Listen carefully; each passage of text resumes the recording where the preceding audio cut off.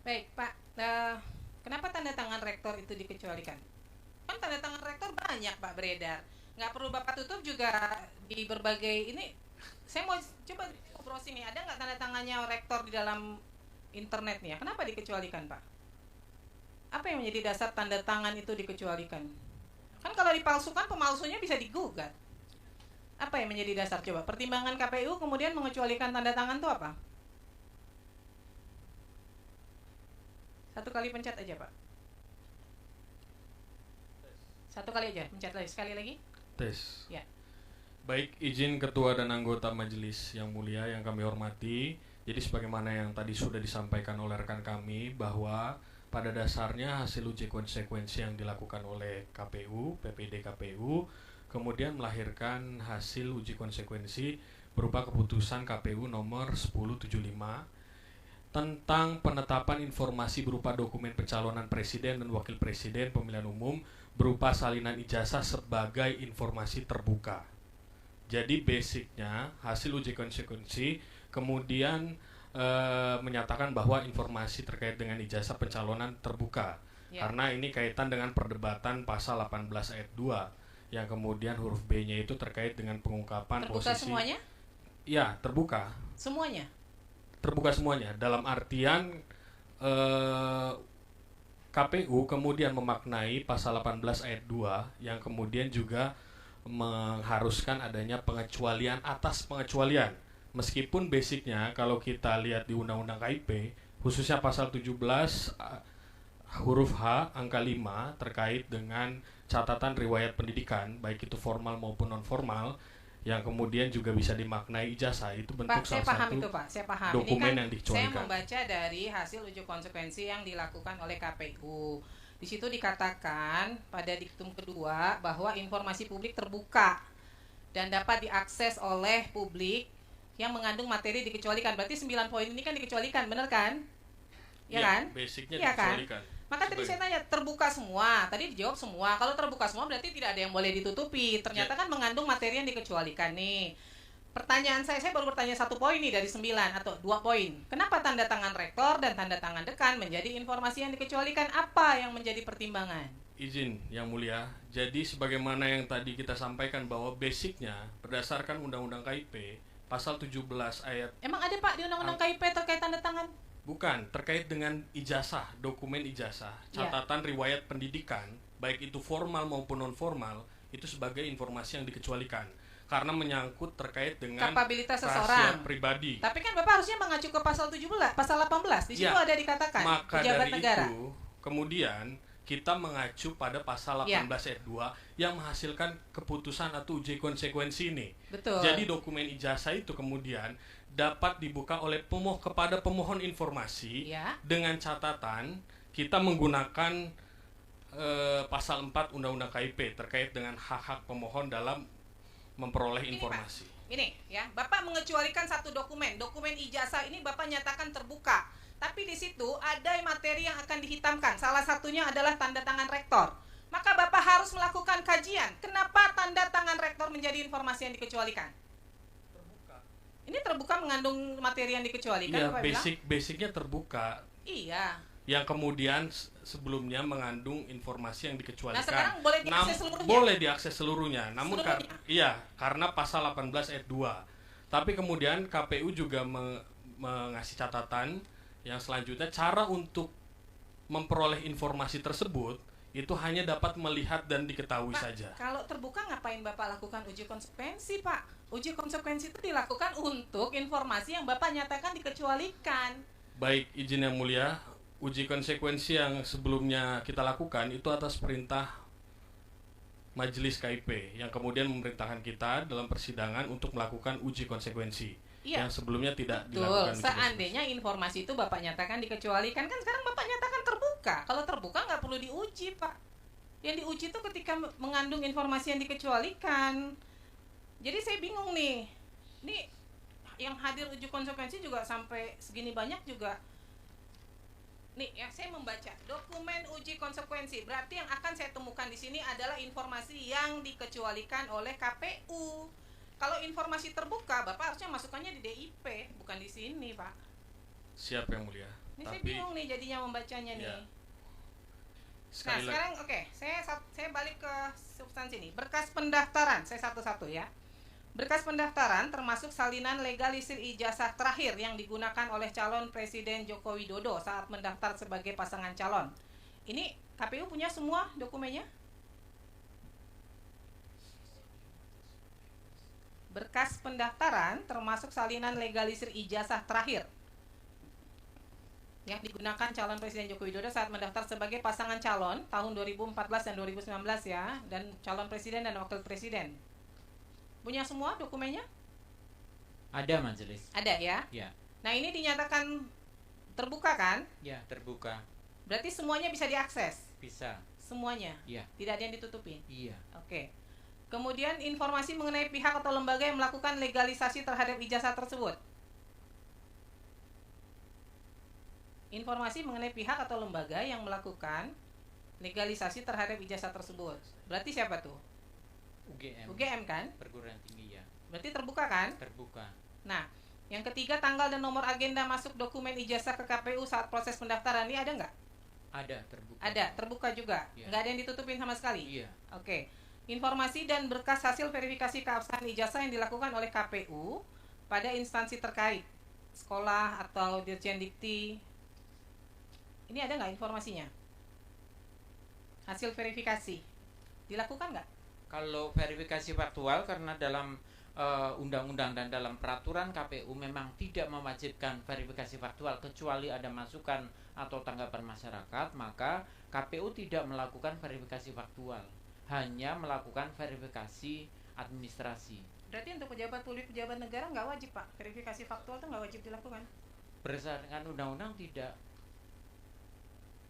hanya administrasi, kecuali itu tadi, kecuali ada masukan atau tanggapan dari masyarakat atau dari publik, baru KPU melakukan verifikasi atau klarifikasi ke instansi yang terkait.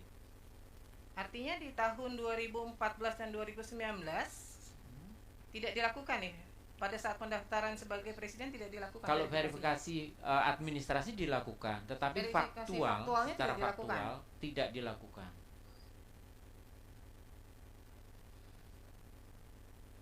Memang nggak ada ya ketentuan PKPU-nya? Tidak ada. Di undang-undang pemilu Nggak ada. juga tidak ada.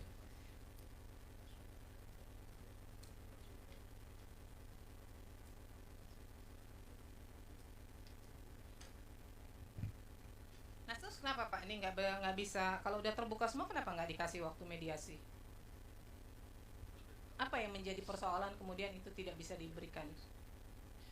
Ya itu, kami menawarkan dengan cara seperti itu diperlihatkan, tetapi bahwa pihak pemohon tidak sepakat dengan seperti itu karena menginginkan adanya dokumen itu semuanya ada salinan yang bisa diterima begitu, dokumen. Ya kan kalau udah salinan. terbuka semuanya, apa yang menjadi pertimbangan kemudian nggak bisa diberikan salinannya kepada pemohon? Melindungi hak-hak pribadi dengan data-data pribadi itu, dan kami dengan prinsip kehati-hatian Pak, itu. begini Pak, kalau di situ ada hak-hak pribadi, misalnya di dalam ijazah itu ada informasi pribadi yang harus dilindungi, maka itu kan bagian itu saja yang ditutup Pak. Tidak otomatis kemudian informasinya itu lalu nggak bisa diakses, menjadi rahasia, nggak bisa Pak. Kalau Bapak tunjukkan, sekarang kalau Bapak tunjukkan lah, ditutup nggak tuh kalau yang mengandung informasinya? Kalau Bapak nggak tutup, Bapak juga salah. Kalau mengandung informasi yang rahasia, sekalipun diperlihatkan Bapak tidak nutup, bisa saja Bapak digugat orang.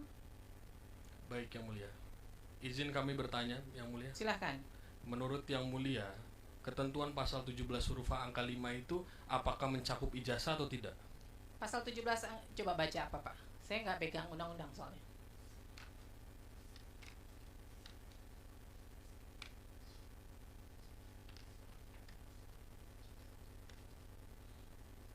Huruf H angka 5. Baik, izin membacakan yang mulia. Di dalam pasal 17, setiap badan publik wajib membuka akses bagi setiap pemohon informasi publik untuk mendapatkan informasi publik kecuali H. Informasi publik yang apabila dibuka dan diberikan kepada pemohon informasi publik dapat mengungkap rahasia pribadi, yaitu angka 5-nya catatan yang menyangkut pribadi seseorang berkaitan dengan kegiatan satuan pendidikan formal dan satuan pendidikan non formal. Betul. Izin Yang Mulia, menurut Yang Mulia, apakah pasal 17 huruf H angka 5 ini mencakup dengan ijazah yang dimaksud dengan Undang-Undang KIP ini? Termasuk. Berarti ijazah itu basicnya berdasarkan Undang-Undang KIP adalah dikecualikan. Tapi tadi kan saya bilang, tapi lihat pasal 18-nya, di situ ada menyangkut pejabat negara, Pak. Betul. Maka dari itu, hasil uji konsekuensi kita dengan mempertimbangkan pasal 17 huruf H angka 5, jungto pasal 18 ayat 2, maka kemudian informasi ijazah pencalonan presiden dan wakil presiden itu dinyatakan terbuka. Namun dengan catatan hanya dapat dilihat oleh pemohon informasi sebagaimana yang diatur dalam pasal 4 Undang-Undang KIP terkait dengan hak-hak informasi Pak, pemohon Bapak kalau informasi. mau bicara hak terhadap pasal yang tadi Bapak baca, itu berlakunya umum. Kalau Bapak bilang dikecualikan, dikecualikanlah dia. Tapi ketika itu menyangkut pejabat publik, kalau misalnya ya ini si A ikut terkait calon gubernur, calon bupati atau gubernur, yang bersangkutan ternyata tidak jadi pejabat publik, dia tidak terpilih, Bapak tidak boleh buka informasinya karena dia tidak terpilih, Pak, tidak menjadi pejabat publik. Persoalannya sekarang yang lagi disengketakan dan yang bersangkutan sudah menjadi pejabat publik, informasinya menjadi terbuka, publik berhak tahu, Pak, benar atau tidak. Benar Yang Mulia, berdasarkan hasil uji konsekuensi kita juga kemudian menyatakan bahwa informasi iya, tersebut betul. Nah sekarang terbuka. Bapak sudah menyatakan terbuka, tapi Bapak kemudian juga di samping itu tadi Bapak mengatakan di dalamnya ada informasi pribadi. Loh, gimana ceritanya? Kan kalau ada informasi Izin pribadi Yang harus Mulia, ditutup. saya Gimana tidak sih, Pak? menyampaikan hal demikian. Tadi Tadi kan yang ada saya hak publik. yang saya pertanyakan adalah terkait dengan penjelasan pasal 17 huruf H angka 5 Iya. yang kemudian majelis juga menyatakan bahwa ijazah merupakan bagian dari yang dasarnya, basicnya adalah informasi Bapak jangan dikecualikan. ngetes saya di soal itu, Pak. Saya tuh sudah bilang berkali-kali, itu berlaku untuk masyarakat umum, Pak. Kalau pejabat publik itu tidak berlaku, Pak. Pejabat publik informasinya, ijazahnya menjadi terbuka, Pak. Publik boleh tahu ijazahnya sesuai atau tidak. KPU punya kewajiban melakukan verifikasi, kan begitu, Pak. Sekarang KPU lakukan nggak verifikasinya. Bapak jangan ngetes saya terkait itu berlaku untuk masyarakat, Pak. Benar. Karena ada poin di pasal 18 Undang-Undang tidak berlaku itu untuk pejabat publik, ada pengecualian. Sekarang yang bersangkutan pejabat negara atau tidak? Izin Yang Mulia yang Gitu kita loh. hormati. Jadi yang tadi kita sampaikan bahwa basicnya sebagaimana memperhatikan pasal 17 huruf angka 5 bahwa ijazah adalah salah satu dokumen yang dikecualikan. Namun pengecualian atas pengecualian itu kemudian diberlakukan karena ada pengaturan pasal 18 ayat 2, maka kemudian keputusan KPU menghasilkan bahwa ijazah pencalonan presiden terbuka dengan mendasari pasal 18 ayat 2, namun hanya dapat disampaikan kepada pemohon informasi dengan cara melihat atau mengetahui. Terima kasih Yang Mulia. Bentar, KPU muter-muter banget deh jawabnya. Pak, simpel saja deh. Bapak mengatakan terbuka. Ada nggak saya tanya yang ditutupin di situ? Nggak ada. Kalau tidak ada yang ditutupi, informasinya terbuka.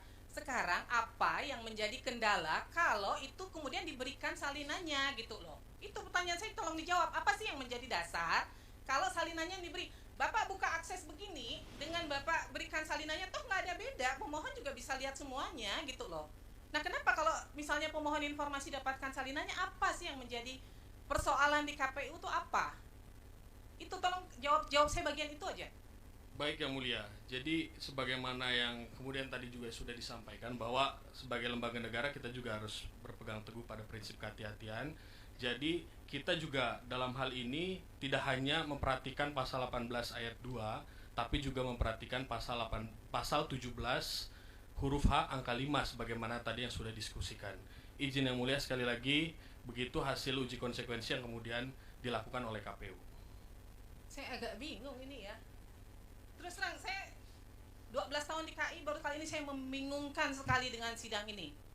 Ya, uji konsekuensi itu tidak berlaku lagi, Pak, karena Bapak sudah menyatakan terbuka. Jadi tidak ada yang namanya hasil uji konsekuensi. Orang Bapak nyatakan terbuka kok informasinya.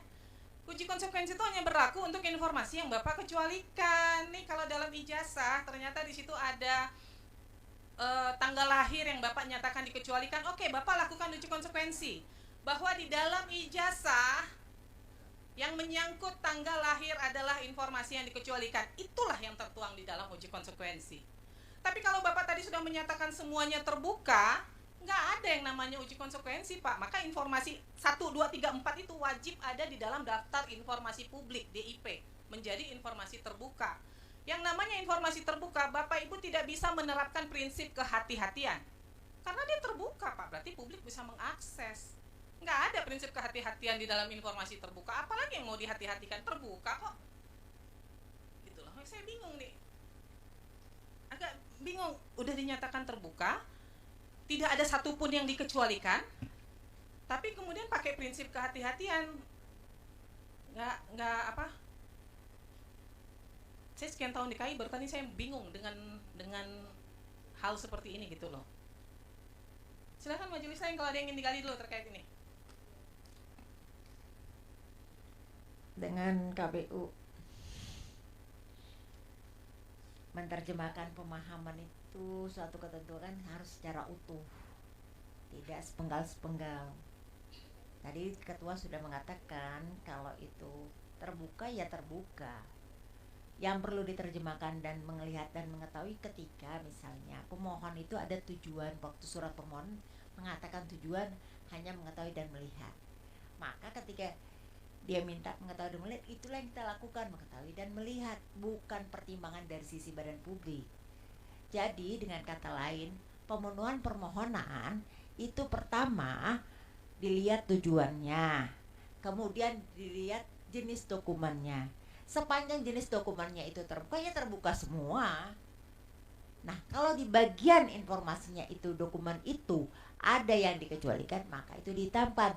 Jangan kemudian mengatakan bahwa ketika dokumen itu terbuka hanya disampaikan dalam hanya mengetahui dan melihat. Jadi jangan melihat suatu ketentuan itu jangan sepenggal-sepenggal atau untuk kepentingan badan publik saja. Ketika mengatakan dikecualikan, oh pasal 17, tapi lupa pasal 18 itu adalah pejabat publik. Jadi ya kalau memang itu terbuka ya terbuka, kasih saja salinan. Kecuali yang diminta asli. Kan nggak mungkin, kalau asli itu berarti nggak bisa dikasih karena hanya satu atau dokumen satu-satunya misalnya. Jadi mungkin dalam hal ini KPU jangan berlindung dalam suatu pemahaman yang bisa diterjemahkan dari kacamata badan publik, tapi seharusnya di kacamata yang seutuhnya aja. Jadi kalau memang katanya terbuka, ya kasih saja terbuka sesuai dokumen, kan dokumen yang diminta. Demikian betul. Pak, sebentar, saya bingung nih. Ini setahu saya tidak pernah memerintahkan melakukan uji konsekuensi ya.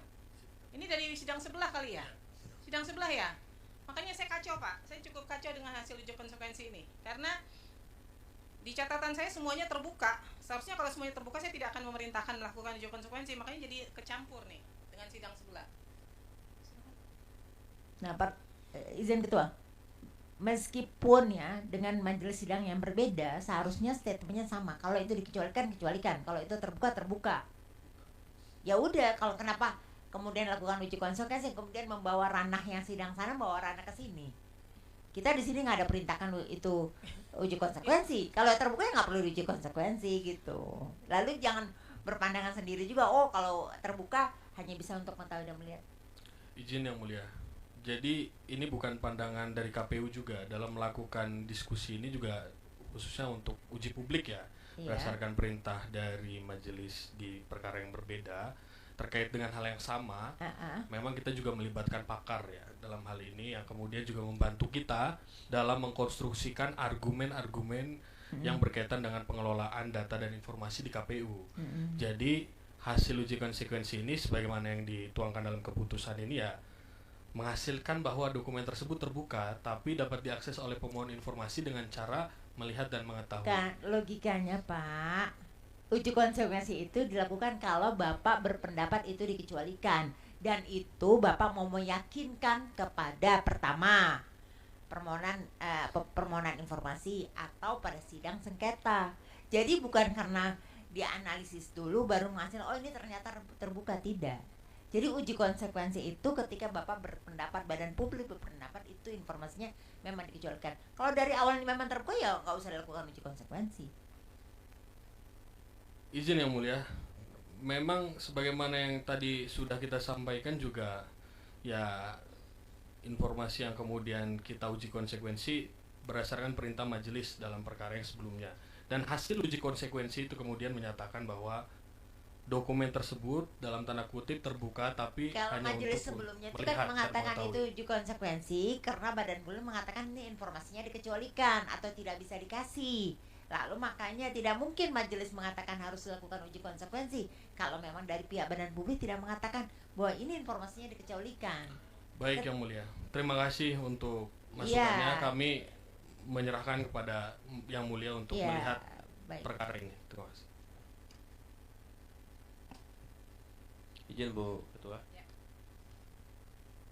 Jadi uji konsekuensinya sudah melibatkan pakar keterbukaan informasi publik itu. Ya, saya ini aja deh, saya bantu aja deh, bantu dari segi kepakaran. Nah, jadi majelisnya bisa jadi pakar juga nih. Jadi yang pertama nih, Bapak megang dokumennya juga kan? Halaman 4 ya. Ini ada kedua, informasi publik terbuka dan dapat diakses oleh publik yang mengandung materi yang dikecualikan. Baca ya. Nah, kalau begini, terus kemudian Bapak runut 1 sampai 9. Ini maksudnya 1 sampai 9 itu yang dikecualikan. Saya nanya nih, enggak Terbuka, mengandung materi dikecualikan, terbuka. tapi dibuka. Terus yang dikecualikan apanya? Tidak ada yang dikecualikan yang mulia. Ya, Hanya kalau gitu jangan saja ditulis cara lagi. untuk menyampaikan kepada pemohon informasi itu KPU kemudian menetapkan keputusan ini dengan cara memperlihatkan. Enggak, saya Bukan nanti dulu. Ini bahas teks dulu nih. Karena ini kan jadi produk hukum kan. Kalimatnya informasi publik terbuka dan dapat diakses oleh publik. Di sini saya ngerti. Lalu kemudian yang mengandung materi yang dikecualikan. Nah, materi yang dikecualikannya ini apa? Saya nggak mau nyecer dulu ya. Saya mau nanya.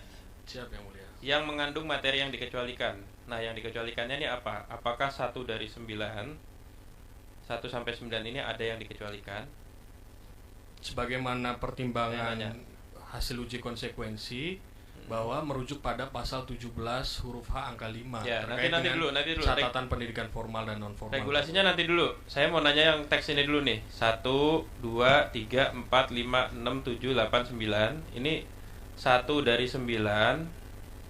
Salah satu atau semuanya dari 9 ini mana yang dikecualikan? Saya lagi berusaha memahami teks aja nih. Bukan konteks, belum. Izin yang mulia, jadi 9 item yang kemudian tertuang dalam keputusan ini kan dimuat dalam ijazah materi tersebut. Yang kemudian memang pengaturannya secara umum dalam 17 huruf H angka 5 itu. Iya. Ini saya dijawabnya simpel aja.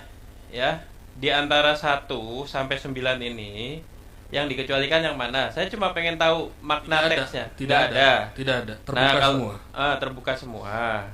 Berarti kalimatnya jangan kayak gini. Ini saya lagi jadi pakar nih, ya. Pakar dari pakar. Jadi Bapak undang pakar di uji konsekuensi itu ya kita hormati, tapi tolong diperhatikan ini.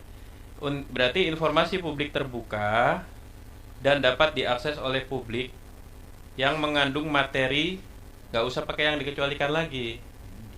Ini saya kalau sesuai dengan yang Bapak maksud ya. Saya belum bicara saya setuju atau enggak ya. Kalau sesuai yang Bapak maksud, berarti kalimatnya tidak perlu istilah yang dikecualikan gitu ya Bu Ketua ya. Ya, gitu. Ya kan? Informasi publik terbuka dan dapat diakses oleh publik yang mengandung materi yang dikecualikannya dicoret. Nah, nanti Bapak undang lagi pakarnya, coba konsultasikan kata majelis begini kira-kira gimana pakar gitu. Pak, itu bahaya loh tuh Pak. Bapak mencantumkan seperti itu. Ini Artinya Bapak membuka informasi yang sifatnya dikecualikan. Produk hukum. Karena di situ ada Pak bunyinya tuh. Coba. Makanya saya bilang ini saya belum bicara setuju atau enggak. Izin yang mulia. Enggak, dengar dulu ya. Kalau yang Bapak maksud seperti itu, kalimatnya tidak bisa seperti ini. Ini saya belum bicara tentang perspektif saya dulu. Ya. Maksudnya paham ya? Kalau yang Bapak maksud adalah ke-9 ini, nomor kertas ijazah, nomor Indo mahasiswa, tanggal lahir, tempat lahir, tanda tangan pejabat legalisir, ini pejabat legalisir, tanda tangan rektor, tanda tangan dekan fakultas. Saya nggak intervene dulu pandangan Bapak. Kalau yang Bapak maksud 99-nya ini terbuka, kalimatnya tidak boleh kayak di teks ini. Berarti semuanya harus tulisannya informasi publik terbuka dan dapat diakses oleh publik yang mengandung materi yang dikecualikan itu di-delete. Seret, sebagaimana dimaksud dalam diktum bla bla bla yang memuat ini. Ini kalau yang Bapak maksud. Ini saya belum bicara pandangan saya. Selesai ya? Nah, yang Bapak oke. Maksudnya begitu berarti. Nah, yang dimaksud oleh Ibu Ketua juga menjadi pandangan saya dan juga mungkin majelis yang lain. Bapak ini berbahaya kalau bilang semuanya ini dibuka. Itu karena di antara yang 9 itu harusnya ada yang dikecualikan.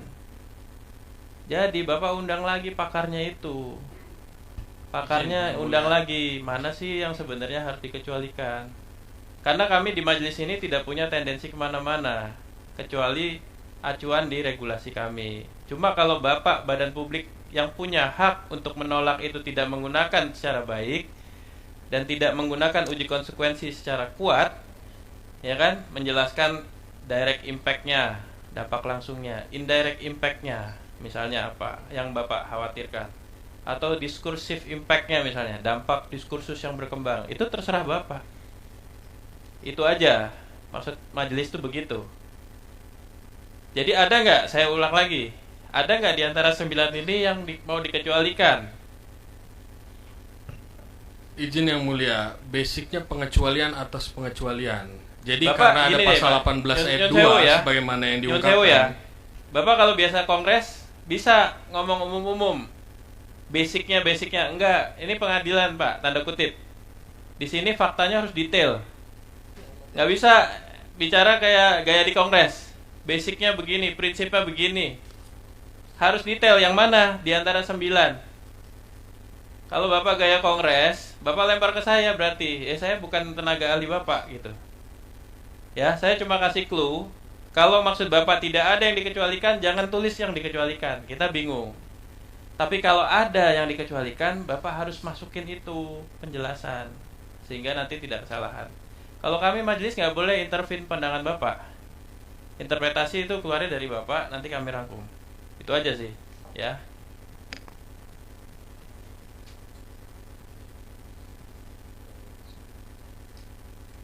Jadi gini Pak, pengecualian atas pengecualian itu seperti harusnya begini.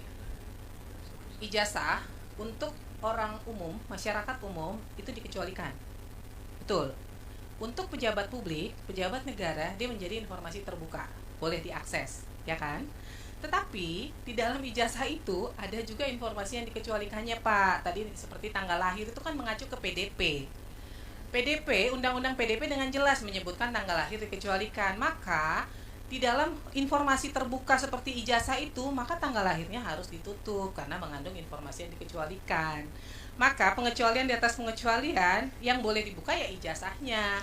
Tapi Bapak harus lagi melihat dalam ijazah itu ada nggak yang dikecualikan. Bapak harus ajak tuh, misalnya UGM-nya ngomong, misalnya UGM mengatakan NIM-nya terbuka, Bapak nggak boleh bilang itu tertutup, kan begitu, ya kan? Nah itu dia mengacunya ke situ. Jadi bukan kemudian semuanya yang di PDP dikatakan berdasarkan undang-undang PDP dikecualikan, lalu Bapak membuka aksesnya. Ini kan begini nih bahasanya nih. Informasi publik terbuka dan dapat diakses oleh publik yang mengandung materi yang dikecualikan. Nggak boleh Pak, materi yang dikecualikannya kalau ada undang-undang PDP yang menyatakan dikecualikan ya nggak boleh dibuka. Gitu loh. Jadi harus hati-hati Pak. Mengecualikan di atas pengecualian tuh harus hati-hati. Nah di sini di dalam 9, makanya tadi saya mencoba menanyakan terkait 9 item ini. Karena di dalam 9 item ini ternyata ada 1-2 poin yang masuk kategori informasi rahasia berdasarkan PDP. Bahwa tanda tangan rektor itu tidak ada tuh masuk tanda tangan tuh bukan informasi dikecualikan. Saya nggak tahu mengacu ke undang-undang mana yang menyebutkan tanda tangan dikecualikan. Maka kalau dibilang pengecualian di atas pengecualian pun ini tidak pas. Karena tanda tangan itu tidak ada. Saya tidak tahu aturan mana yang bilang tanda tangan itu informasi dikecualikan, begitu loh. Ya, jadi ini harus hati-hati, dan ini memang kemudian yang mengacaukan kita karena ada hasil uji konsekuensi ini. Padahal secara jelas sudah dinyatakan terbuka, begitu. Ya, jadi pada prinsipnya poin yang diminta ini sebenarnya semuanya terbuka ya. Terbuka, yakin. Jadi ijazah terbuka semua. Yakin nih? Izin yang mulia, terbuka dalam konteks pasal 18 itu yang menjadikan itu terbuka. Yang kemudian caranya hanya dapat diperlihatkan saja. Terima kasih yang mulia. Pak, nanti mekanisme caranya itu nanti keputusan majelis, ya, terlepas dari KPU nanti mau tidak. Ini kan karena mediasinya gagal karena hanya mau diperlihatkan ya Pak ya, benar ya. Jadi pemohon tidak berkenan kan, ya. Saya tadi cuma mempertegas terkait itu Pak. Yakin nih Pak, semuanya yang diminta ini tidak ada lagi yang masuk ke perlindungan data pribadi. Sudah dicek benar-benar. Izin yang mulia, sebagaimana pasal 18 kan itu kemudian membatalkan pasal 17 huruf H yang kaitannya dengan rahasia pribadi. Yang tadi yang mulia juga sampaikan. Paham yang saya jelaskan nih. Pak, saya jelaskan. Pasal 17, ya Bapak harusnya mengacunya ke yang huruf H di situ. Terkait kapabilitas seseorang, hasil evaluasi sehubungan dengan kapabilitas, intelektualitas, kemudian catatan yang menyangkut pribadi seseorang berkaitan dengan satuan pendidikan formal, ya. Itu kan salah satunya adalah ijazah. Nah Pak, coba Bapak pahami satu saya pelan-pelan nih Pak. Ijazah, kalau yang diminta ijazahnya Bapak-bapak yang ada di sini atau para wartawan nih diminta ijazahnya untuk dibuktikan, tidak punya kewenangan karena bukan pejabat publik. Ya, ijazahnya Pak. Ya. Tetapi kalau itu menyangkut pejabat negara, maka ijazahnya boleh diakses. Persoalannya di dalam ijazah itu juga mengandung informasi yang bersifat rahasia. Salah satunya adalah tanggal lahir, itu berdasarkan Undang-Undang Perlindungan Data Pribadi, undang-undang ya, bukan peraturan. Maka undang-undang itu wajib dipatuhi. Maka Bapak harus melakukan analisis lagi terhadap ijazah, sejauh mana ijazah itu nanti akan Bapak nyatakan terbuka, tapi sejauh mana kemudian akan Bapak Ibu berikan kepada orang yang meminta, bahwa misalnya mengandung berdasarkan PDP ini ada tanggal lahir dikecualikan, maka tanggal lahirnya harus dihitamkan. Tidak boleh Bapak Ibu buka aksesnya karena PDP mengatakan itu dikecualikan. Itu salah satu contoh Pak. Jadi yang terbuka adalah dokumennya, ijazahnya, bahwa di dalam mengandung informasi yang dikecualikan tetap harus Bapak tutup. Gitu loh, paham nggak Pak ya? Pak, Bapak di daftar riwayat hidup itu informasi terbuka untuk pejabat publik. Tetapi ketika di situ disuruh mengisi alamat rumah, ada alamat rumah berdasarkan PDP adalah informasi yang dikecualikan. NIK, informasi yang dikecualikan. Maka itu harus ditutup Pak. Ketika orang minta, Bapak mau kasih aksesnya, ada informasi dikecualikan berdasarkan PDP nih. Maka itu harus Bapak Ibu tutup sebelum Bapak Ibu berikan informasinya gitu loh. Paham ya Pak ya? Jadi makanya tadi saya tanya berulang-ulang, yakin nih Pak ijazah dibuka semua? Yakin nih Pak dibuka akses semuanya? Yakin Pak di dalamnya nggak ada lagi informasi yang dikecualikan nih? Bapak Ibu yakin nggak? Gitu loh. Jangan sampai nanti Bapak Ibu buka akses semuanya, entah itu hanya diperlihatkan, entah itu ada apa, dan di situ mengandung informasi yang dikecualikan. Bapak Ibu salah membuka informasi yang dikecualikan kepada publik. Gitu. Jadi sebuah dokumen ketika dikecualikan tidak otomatis ya, sebuah informasi itu mengandung hanya 2-3 baris yang dikecualikan, itu saja yang ditutup, dokumennya tidak menjadi informasi rahasia. Ini ijazah nih, tadinya rahasia nih karena miliknya si A, dia bukan pejabat publik, hanya masyarakat biasa. Tiba-tiba orang minta ijazah saya. Nah karena saya pejabat publik, ya saya harus berani buka, harus kasih. Cuman persoalannya di situ kan ada identitas pribadi ya, pribadinya saya tutup. Ya silakan Anda akses, tapi yang mengandung informasi pribadi berdasarkan Undang-Undang PDP akan saya tutup. Begitu Pak. Sehingga ijazahnya menjadi terbuka, tapi informasi kandungan informasi pribadinya menjadi informasi yang rahasia, tetap nggak boleh dibuka karena sudah ada diatur di Undang-Undang Perlindungan Data Pribadi. Gitu. Ya, nanti coba deh dianalisis ulang, hati-hati Pak. Bapak mengatakan ini semua terbuka. ternyata nanti mengandung informasi yang dikecualikan, Bapak bisa digugat orang gitu loh. Ya. Saya balik ke KPU Kota Jakarta, KPU DKI Jakarta dan KPU Kota Surakarta. Ini kan sama ya nih. Yang diminta kurang lebih sama dan mediasi gagalnya sama ya. Sama ya. Ini kenapa nih, Pak? Yang poin C DKI dulu. Kenapa, Pak? Yang peraturan dan SOP menjadi dikecualikan kan sebenarnya mengacu ke RI sama ya? Sama nggak sih? Satu kali aja, Pak. Iya. Satu kali aja, jangan 2 kali. Satu kali. Iya. Izin Majelis menyampaikan terkait mediasi kemarin, sebenarnya terkait SOP sudah kami sampaikan, Pak, sesuai dengan surat jawaban kami, melalui sesuai dengan peraturan-peraturan yang sudah kami sebutkan di dalam surat jawaban kami, dan itu bisa diakses melalui link CDA kami.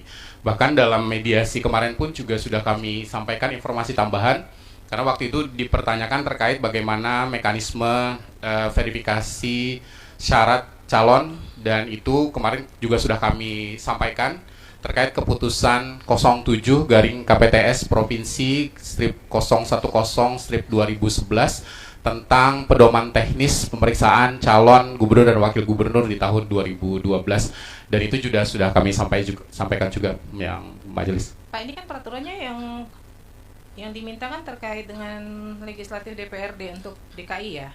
Iya. Nah, itu dia pendaftaran khusus ijazah dan sebagainya. Ini dia ada yang buat memang dari kewenangannya di KPU DKI, Di KPRI, atau di KPRI? di KPRI. Iya, KPRI. KPRI. Ini Kemudian sama nih dengan yang Kota Surakarta juga gitu. Sama ya, Pak? Jadi kalau yang 2005 itu kewenangan ada di KPU Kabupaten Kota. Yang 2005 ada di Kabupaten Ya, Kota. dan itu produknya bukan SOP atau pedoman teknis, tapi peraturan KPU. Jadi ini perlu saya sampaikan juga di sini supaya persoalan SOP ini nggak seperti dipahami itu di KPU RI, di KPU DKI yang 2010 ke atas. Itu untuk yang Surakarta ini majelis. Jadi yang tahun 2005 kewenangannya masih di KPU Surakarta. Iya, semua pilkada yang pertama langsung 2005 itu kewenangan ada di KPU dan kota dan provinsi. Lalu mulai ditarik ke KPU RI tahun berapa? 2010. 2010. Iya. Sejak itulah ada PKPU, itu wilayah KPU RI, kemudian keputusan pedoman teknis itu di wilayah KPU provinsi, kabupaten kota. Demikian majelis. Nah, untuk KPU DKI tadi ini semua sudah ada. sudah kami sampaikan, Pak. Kayak untuk SOP itu sudah kami jawab, sudah kami sampaikan juga sesuai peraturannya. Namun sesuai dengan tadi yang disampaikan dari Kota Surakarta terkait 2012 memang ada turunan keputusan yang dibuat oleh KPU Provinsi, Bu Majelis, dan itu juga sudah kami sampaikan juga kemarin pada saat mediasi terkait pedoman teknis pelaksanaan pemilihan ya verifikasi administrasi pemilihan calon gubernur di. Tapi mediasinya gagal. Ya, saya juga nggak paham, Bang. Gimana Ya. nih pemohon? Katanya ada dikasih tapi mediasinya gagal.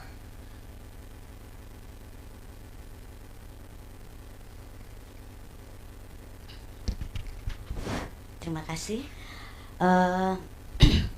Pertama, untuk KPU RI, poin A kami terima, walaupun sebetulnya menolak artinya apa? Bahwa pada saat mediasi itu kami temukan bahwa KPU tidak melakukan verifikasi faktual terhadap ijazah, dan menurut saya itu fatal sekali. Tetapi pada saat itu KPU RI masih mencoba memperlihatkan ada juknis yang ada saat itu memang hanya mengatur verifikasi administrasi. Jadi makanya waktu itu kita udahlah lewat.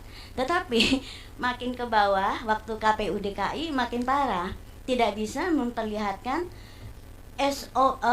peraturan yang lebih detail. Di sini di jawaban yang KPU DKI kami itu hanya disuruh mengacu pada JDIH KPU, peraturan, tapi tidak pernah menyebutkan pasal, ayat. Karena menurut saya yang namanya sesuatu untuk pelaksanaan di lapangan itu harus cukup detail dan standar, sehingga siapapun yang akan melakukan verifikasi itu berpedoman pada aturan itu tidak akan melakukan kekeliruan. Nah, saya sebetulnya miris ya ini. Saya coba buka data anggaran. Pemilu Pilpres tahun 2014 itu memakan dana 24,1 triliun. 2019 meningkat 24,8. 2024 71,3. Ini hanya untuk pesta demokrasi. Tapi kita lihat untuk bencana alam tidak ada dana yang cukup. Dan saya miris.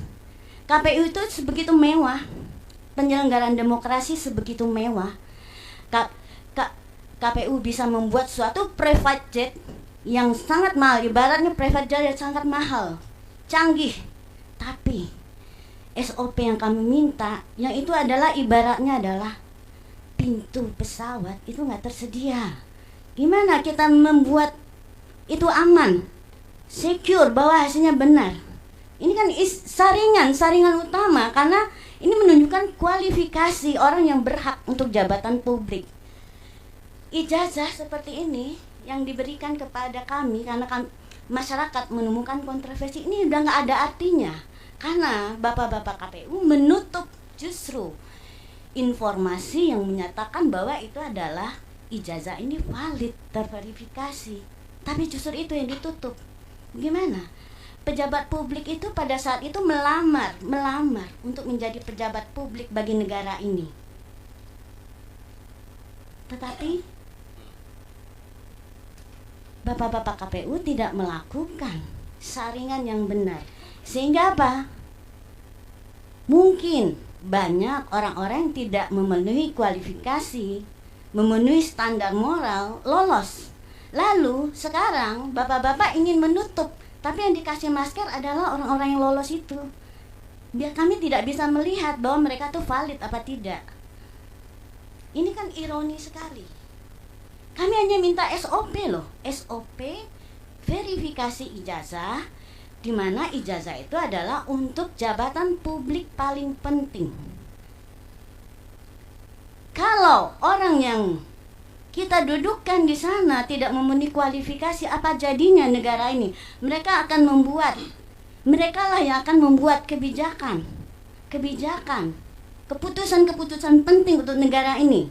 Kalau itu saja dari awal kita tidak melakukannya dengan benar, apa hasilnya? Demokrasi ini nggak ada apa-apanya. Kunci dari demokrasi itu adalah transparansi dan akuntabilitas. Sekarang pejabat publik yang kita minta dudukan itu tidak punya akuntabilitas. Ya, jadi Bu, tadi dari KPU sudah mengatakan bahwa di dalam SOP mereka ya tidak ada kewajiban untuk melakukan verifikasi faktual ya. Tidak ada kan?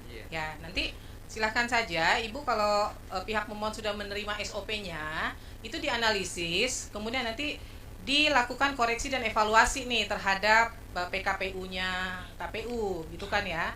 Apa-apa saja yang poinnya, tapi memang kalau diminta memang mereka tidak melakukan gitu loh, ya kan? Tidak dilakukan ya verifikasi faktualnya, ya tidak dilakukan. Jadi kalau Ibu minta SOP-nya, mereka nggak punya Bu, karena tidak ada SOP khusus untuk verifikasi faktual ya. Nggak ada ya, karena memang tidak diwajibkan. Tadi dijawabnya begitu. Ya, silakan nanti diminta semua nih SOP-nya kan tadi dibilang akan diberikan ya. Nah, mengacu kepada SOP dan peraturan yang sudah ada sebelumnya dari tahun 2000 berapa nih yang diminta nih? 2005 ya. Nah, ini nanti dievaluasi lagi nih apa yang bisa menjadi catatan atau masukan perbaikan terhadap KPU gitu loh dalam pelaksanaan pemilu. Gitu ya. Saya boleh membacakan data lagi. Ya, silakan. MK itu sudah kewalahan dengan sengketa baik pilkada, pilpres. Artinya apa? Ini pasti ada sesuatu yang salah di hulunya, bahwa gelombang sengketa di MK itu adalah adanya yang tidak benar dalam proses sejak dibuatnya kebijakan di dalam KPU.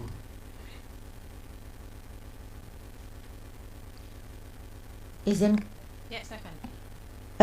saya mau bertanya kepada termohon, mungkin untuk meng-clearkan suatu pertanyaan.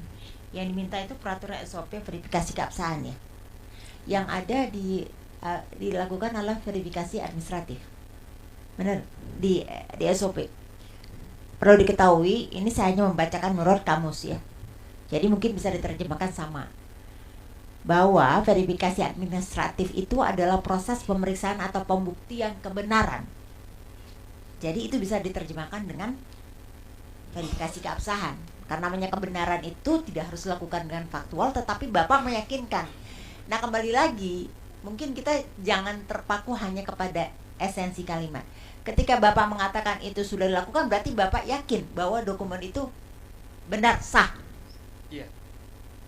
Berarti Bapak dengan bagaimana Bapak bisa melakukan, misalnya contoh ya, jangan diterjemahkan, oh ini administratif tanggal tidak. Tetapi kalau bicara administratif dalam sesuai dengan kamus saja, itu memastikan itu kebenaran. Kebenaran tidak hanya di dokumen, tapi kebenaran membandingkan dengan yang dokumen aslinya. Jadi kalau tadi termohon mengatakan bahwa SOP-nya itu hanya ada verifikasi administratif, tidak faktual. Sebetulnya SSN verifikasi administratif itu sudah mengandung tahapan yang harus dilakukan, langkah untuk memastikan itu sesuai benar apa tidak dengan yang keasliannya. Itu aja. Majelis, izin majelis. Ya, silakan. Ya, makasih. Pertama soal kehati-hatian. Saya kehati-hati coba tanya gitu ya ke KPU. Karena kalau kita konsisten sebenarnya yang disebut oleh majelis tadi, verifikasi coba baca di PKPU nomor 7 tahun 2017 tahapan pemilu itu ada verifikasi dan pembuktian kebenaran gitu ya. Artinya apa? Ada kehati-hatian. Bagaimana kemudian bisa melakukan hati-hati bahwa ini benar asli ijazahnya atau dia palsu? Kan harus di situ dilihat di situ gitu ya. Jadi ada PKPU yang mengatur di soal jadwal pemilu ada tahapannya, dan itu menyatakan di sana adalah kebenaran gitu loh. Kebenarannya itu apa? Bagaimana caranya gitu loh. Yang menarik adalah KPU DKI Jakarta waktu kita mediasi itu kan semua menyebut tidak ada turunan untuk verifikasi, tapi setelah kita jeda lama-lama ternyata ada. Ya enggak apa-apa. Kan kadang kita lupa, kadang kita tidak dokumentasi, sama dengan UGM juga itu loh. Jadi pertanyaan saya, kalau memang tidak ada, tapi jangan-jangan cuma karena tidak pernah dibaca atau dilupa gitu loh. Karena tidak ada satu tindakan pejabat tanpa boleh hukum. Kita di sini bersidang pun itu hukum gitu loh. Itu yang satu. Yang kedua adalah berkaitan dengan soal masih kehati-hatian. Bapak Ibu semua, kita punya data semua. Bahkan jangankan ini gitu ya. Bagaimana kemudian menjamin bahwa ini betul asli tidak? Banyak sekali Bapak Ibu pejabat publik bahkan sudah dilantik itu justru ijazahnya palsu. Siapa yang bertanggung jawab?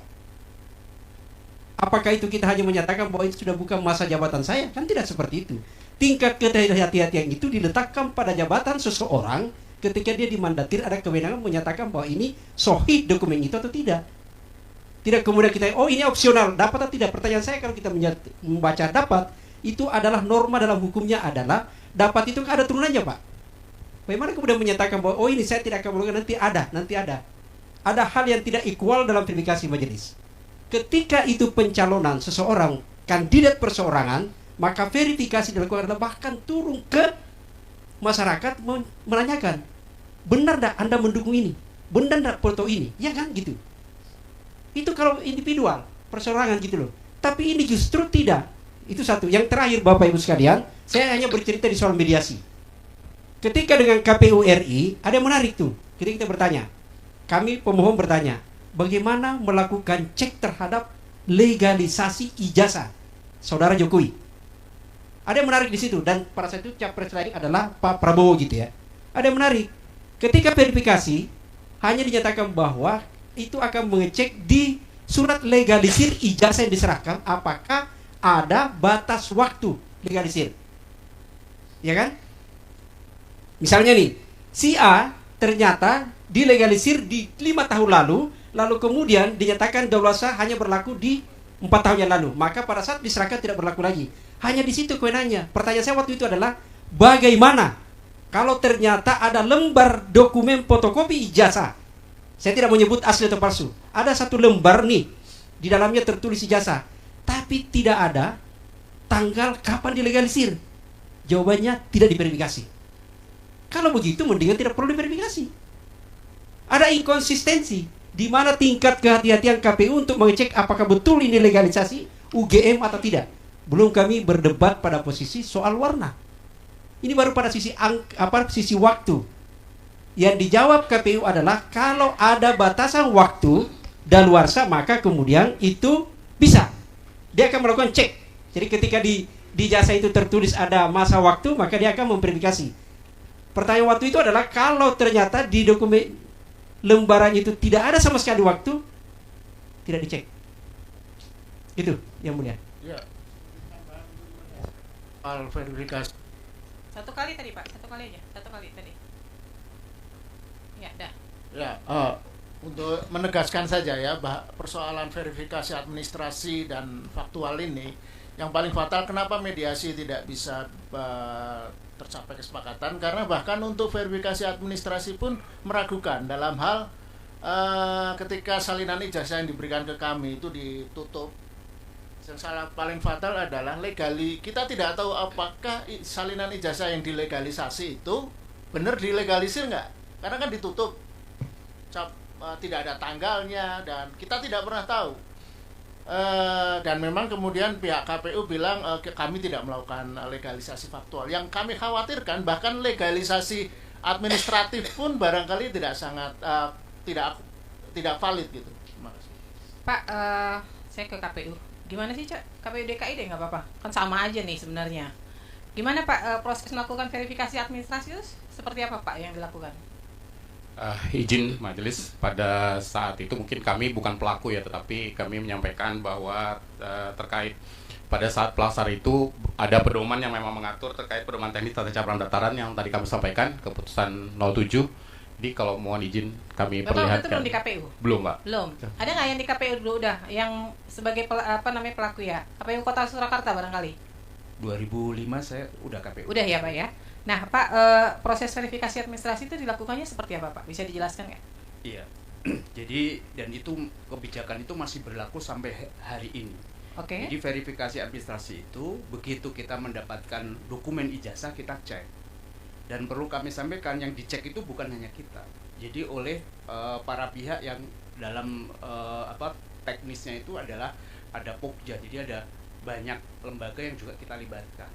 Misalnya dari satuan pendidikan setempat. Nah, dalam kaitannya dengan itu, begitu dokumen diberikan, kemudian ijazah dilegalisir, kemudian kita lihat benar legalisir oleh yang berwenang dalam hal ini satuan pendidikan yang mengeluarkan itu kemudian kita mencukupkan hasil itu sudah cukup. Nah, kebijakan kita itu dilakukan klarifikasi. Ini saya memakai istilah klarifikasi karena memang tidak ada istilah faktual kalau soal berkaitan dengan soal ini. Jadi ketika ada keganjilan, ketika ada keraguan, baru kita lakukan klarifikasi kepada satuan pendidikan yang bersangkutan. Gitu. Nah, ijazah yang dilegalisir itu kan harus ijazah yang sudah dilegalisir yang diserahkan ya? Iya. Itu legalisirnya harus cap basah? Iya, cap basah. Cap basah, berarti di semua KPU ini punya dokumennya ya? Iya. Punya. Dan ya? itu 2005 hingga sekarang mekanisme itu masih seperti itu. Baik. Izin mau nambah yang mulia? Ya. Terima kasih. Tadi saya mau tanya soal verifikasi faktual dan verifikasi administratif. Ya, khusus untuk mantan Presiden Joko Widodo. Nah, mungkin ini lebih stretchingnya kepada KPU DKI dan KPU RI. Ya, kalau kita melakukan verifikasi itu kan jelas harus mengacu kepada pertama, yaitu ketetapan yang disepakati, dan ketetapan itu berdasarkan apa yang ada di masyarakat. Ini faktual. Nah, Presiden Joko Widodo, mantan presiden, itu dipersoalkan oleh dua orang sejak awal ya. yaitu Bambang dan Gus Nur, yang kemudian mereka dipenjara. Ya, apakah KPU tidak mengacu ke sana bahwa ada yang mempersoalkan? Tidakkah didiskusikan untuk melakukan verifikasi faktual? Mungkin verifikasi administratif ini kita salah, ada yang mempersoalkan. Ataukah KPU hanya mengatakan itu hanya orang gila, dua orang itu, tidak melihat substansi gugatan mereka? Ya, itu yang pertama, ya, yang mulia. Apakah KPU tidak memperhatikan gugatan dua orang terhadap dugaan ijazah Jokowi, mantan Presiden Joko Widodo? Ada dua orang yang mempersoalkan sejak awal, ya, ketika dia maju sebagai pejabat publik. Dan yang kedua, tentu ada pejabat publik di luar mantan Presiden Joko Widodo yang marak sekali menggunakan ijazah palsu dan udah divonis oleh hakim dan ingkrah masuk penjara. Pak, dua orang itu melaporkan secara resmi ke KPU? Tidak, maksudnya kan mereka akan mendengar macam berita kan bahwa ada orang yang mempersoalkan. Dari situlah mereka tidak hanya mengacu kepada verifikasi administratif kan. Apakah itu sudah dipertimbangkan? Satu, ada orang yang mempersoalkan. Yang kedua adalah ada banyak pejabat daerah yang sudah ingkrah putusannya karena menggunakan ijazah palsu. Itu aja, terima kasih. Silakan KPU coba menjelaskan bagaimana prosedurnya nih kalau dia berupa ini tadi, makanya saya pertegas tadi bukan laporan resmi ya, yang dua orang itu tidak melaporkan resmi ya, dugaannya. Oh, gugat di pengadilan, gimana tuh coba? Apakah tidak ditindaklanjuti gitu loh? KPU RI aja. Ini KPU RI apa DKI ini yang mau diminta? DKI sama RI, silahkan. Kalau KPU Solo izin majelis, kalau untuk proses terkait kita bagaimana menanggapi tanggapan masyarakat, tentu saja itu juga disampaikan melalui forum resmi, Pak. Jadi kami tentu saja ketika ada forum resmi tanggapan masyarakat, maka otomatis kita juga punya kewajiban untuk melakukan respon terhadap tanggapan yang disampaikan ke kami. Namun sependek sepengetahuan kami yang mulia, pada saat pencalonan 2012 tidak ada tanggapan masyarakat yang masuk kami, sehingga klarifikasi tadi yang disampaikan oleh KPU Kota Surakarta juga tidak kami lakukan lebih lanjut, Pak. Itu tahun berapa, Pak? 2014 ya. Mohon maaf.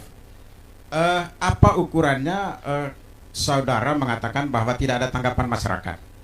Apakah saudara sudah menyampaikan itu secara terbuka di media massa atau info saluran lainnya? Ya, karena kita perhatikan KPU tidak pernah mempertanyakan itu. Dua orang itu masuk penjara bodoh-bodoh yang kemudian juga tetap bernyanyi bahwa mereka masih menduga ijazah mantan Presiden Joko Widodo itu palsu. Apakah sudah diiklan di media massa, di Kompas atau di media daerah? Mekanisme itu mohon izin yang majelis, mekanisme tanggapan masyarakat tentu saja itu juga ada di laman sosial media kami untuk menyampaikan, ada kanal-kanal menyampaikan tanggapan masyarakat. Jadi biasanya kami ada jangka waktu yang mulia ketika mengumumkan bahwa ada calon-calon atau pasangan calon yang akan kami umumkan, dan jangka waktu tertentu biasanya 7 hari setelah kami umumkan tidak ada tanggapan masyarakat, maka itu akan ditetapkan menjadi pasangan calon. Sependek sepengetahuan kami seperti itu. KPU RI silakan kalau mau menjelaskan, menambahkan. Sama ya? Sama.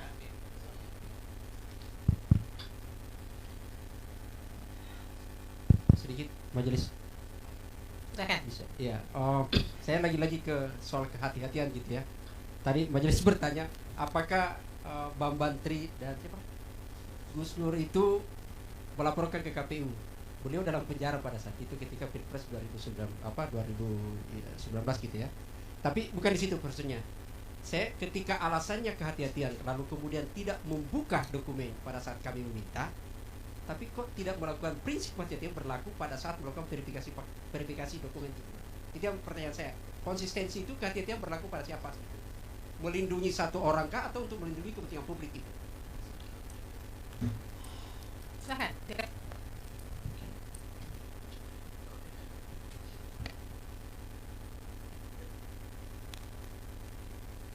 satu kali.